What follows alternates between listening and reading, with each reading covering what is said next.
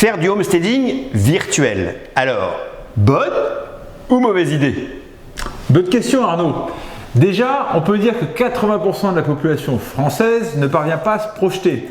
Donc c'est intéressant de se pencher sur la question. Oh que oui. Et oui, des mises en valeur de biens pour la communication, ça fait partie de notre métier. Et on s'est aperçu que cela peut avoir une incidence plutôt positive sur la vente du bien. Et pas qu'un peu. Ok. On vous explique donc tout ça maintenant, ce que c'est, dans quel cas le faire, pourquoi, quoi faire et comment. Bref, la totale. Et tout ça, juste après, ça.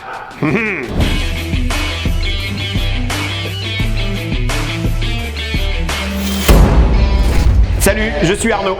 Et moi, Jean-Jérôme. Bienvenue sur notre chaîne Plus-Value Immobilière, le meilleur endroit pour vendre au mieux votre bien immobilier et économiser votre temps et votre argent.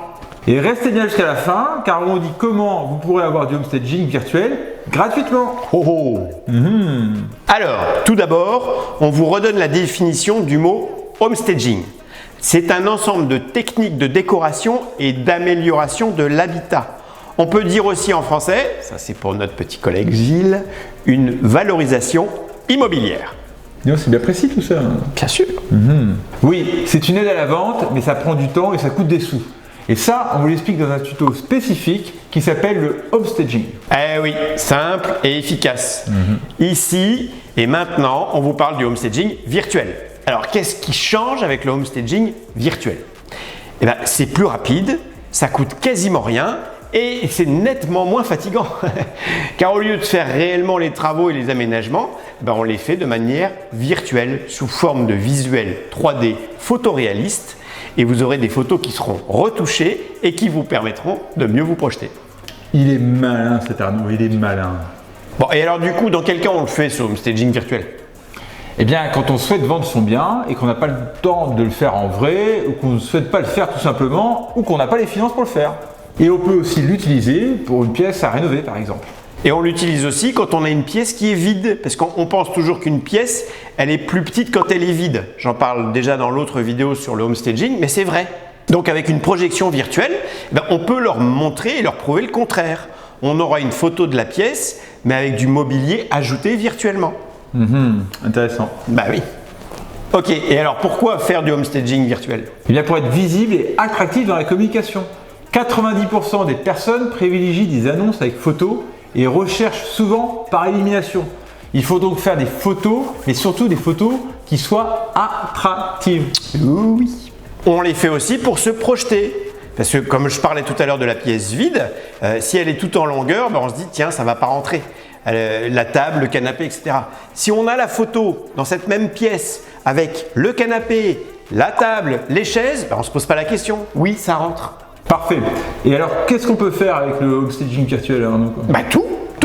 Oui, on peut supprimer des objets, des éléments qui sont encombrants. On peut remplacer le sol, on peut changer la couleur des murs, des plafonds, on peut ajouter du mobilier, on peut embellir les espaces verts. Enfin, on peut tout faire. C'est beau, non? Vive la technologie. Ouais, ça c'est excellent. Bon, à condition bien sûr que ça reste réaliste. Oui, c'est clair. Bon, et alors comment on fait? Eh bien, on peut le faire par soi-même en cherchant sur internet. Vous trouvez des logiciels pour ça gratuits ou payants si vous souhaitez plusieurs services. Mais attention, il faut s'armer de patience car le résultat n'est pas toujours optimal. Et sinon, vous avez aussi des sociétés qui le proposent avec des forfaits payants. Bon, ça on vous met des liens dans les commentaires. Voilà. Allez, c'est le moment de se résumer avant de vous dire comment avoir tout ça gratuitement. Eh oui. Donc, alors, on vous a expliqué la différence entre le homestaging et le homestaging virtuel. Le virtuel, c'est moins cher, beaucoup plus rapide et nettement moins fatigant. Ensuite, on vous a dit dans quel cas le faire. Quand on n'a pas le temps, quand on ne souhaite pas investir d'argent dans le bien qu'on va vendre, ou quand on a une pièce qui a besoin d'un rafraîchissement, ou si la pièce est vide par exemple. Après, on vous a expliqué pourquoi le faire. Pour attirer plus d'acquéreurs potentiels, tout bêtement. Et enfin, on vous dit comment faire, avec des logiciels gratuits ou payants sur internet. Et à propos de le faire, Arnaud, est-ce que tu peux nous dire comment le faire gratuitement sur le staging virtuel? Eh bien, c'est tout bête. Passez par une agence immobilière qui propose ce service.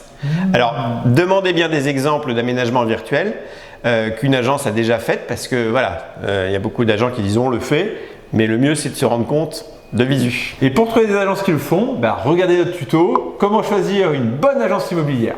Allez, maintenant pensez à vous abonner, activez la petite cloche si vous souhaitez être alerté pour les prochaines vidéos. Voilà, et si vous souhaitez des thèmes ou un sujet spécifique en particulier, c'est le moment de nous le dire en commentaire et puis on s'y mettra.